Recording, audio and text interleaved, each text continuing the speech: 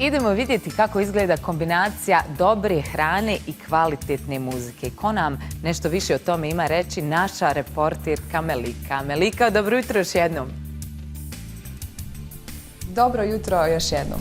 Reporterska ekipa ovoga jutra pozdravlja sa vrlo jedne zanimljive lokacije. Naime, za sve vas koji ste se pitali gdje provesti ove hladne noći u Sarajevu, mi vam donosimo jedno super rješenje.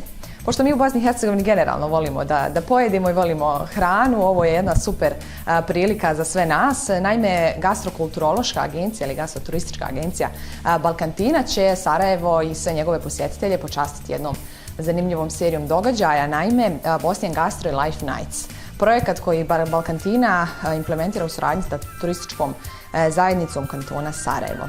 Ali neke zanimljivije i detaljnije informacije reći će nam projektni menadžer Balkantine, divna Lana Novalić. Lana, dobro vam jutro. Dobro jutro Melika i dobro jutro svim vašim gledalcima. Hvala što ste nas pozvali danas. Lana, evo za početak za sve one koji možda ne znaju, ko je zapravo Balkantina?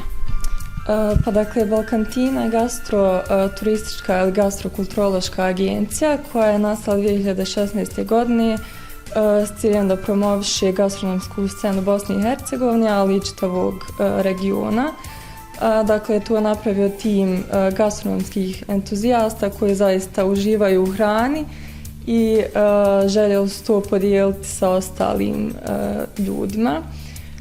Dakle, u svojoj ponudi Balkantina nudi kulinarske ture, dakle to je većinom za turiste, događaje kao i degustacije na koje većinom dolaze dakle, lokalni ljudi, ali naravno tu uvijek bude i turista. Do sada smo imali preko 50 organiziranih iskustava za turiste i lokalnu zajednicu, a preko 100 kulinarskih tura. Kakav je zapravo ovaj događaj, Bosnian Gastro i Life Nights, i šta on nudi? Dakle, naš projekt koji radimo u suradnji sa turističkom zajednicom kantona Sarajevo, tu je zapravo niz različitih događaja koji će se odvijati sada u ovom zimskom periodu i promovirat će se dakle, bosansko-hercegovačka kultura i običaji, dakle različiti zanati, muzika, ples i naravno gastronomija.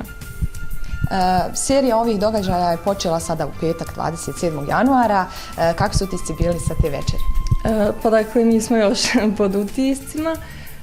U petak smo imali dakle, prvu kuharsku radionicu sa Miranom Karčem gdje su ljudi učili praviti bosansku pitu. Dakle, bilo je zaista divno i ljudi su oduševljeni, zaista se vidi da im fali generalno takvih iskustava ovdje. Dakle, radili su 3 različite vrste pite kao iz 3 različite regije Bosne i Hercegovine, tako da smo i mi puno naučili i već dogovaramo nove radionice sa Miranom. Evo za kraj, kada možemo ponovo očekivati ovakav jedan događaj? Pa dakle, već nam je sljedeći 18. februara, to će biti Sevdah i vino, a naredna 2 su u martu gdje će ljudi moći praviti imat će kao kazandžijsku radionicu, moći će sami praviti suvenire i zadnja radionica u sklopu projekta naravno je učenje folklora, dakle tradicionalnog plesa. A naravno i nakon završetka projekta mi nastavljamo sa našim radionicama, tako da preporučujem gledalcima da nas prati.